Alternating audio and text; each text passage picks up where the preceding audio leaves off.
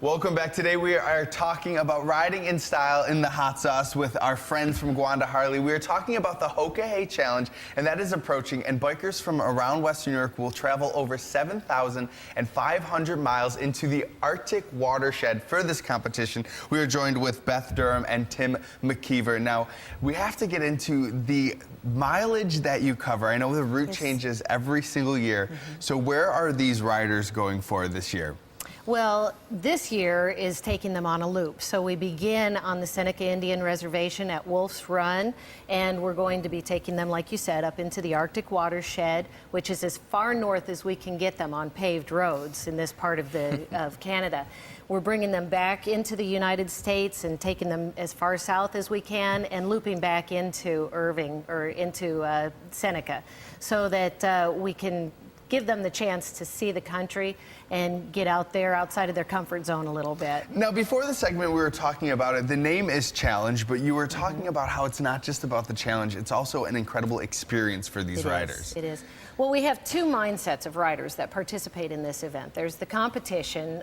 Those are the ones that are going to get out there and ride as far as they can and test themselves as much as they can in order to reach the finish line.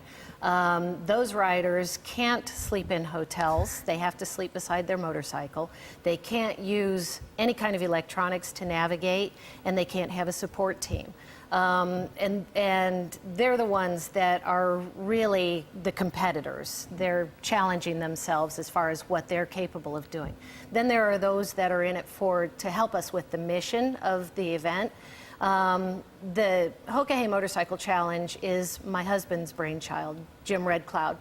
And he put it together in order to help bring awareness to the plight of Indian people on remote reservations like Pine Ridge Indian Reservation.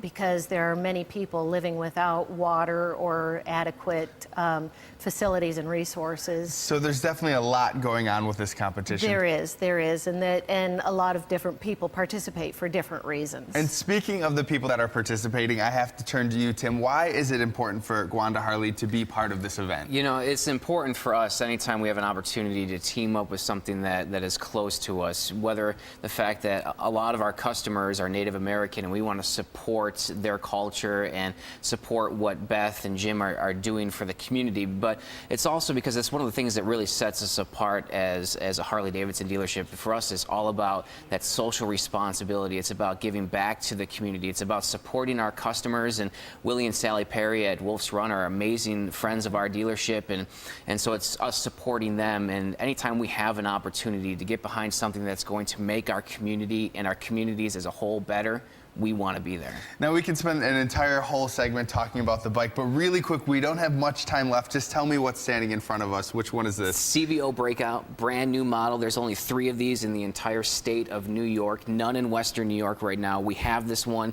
at the dealership, 110 cubic inch engine, tons of power, big, huge rear tire.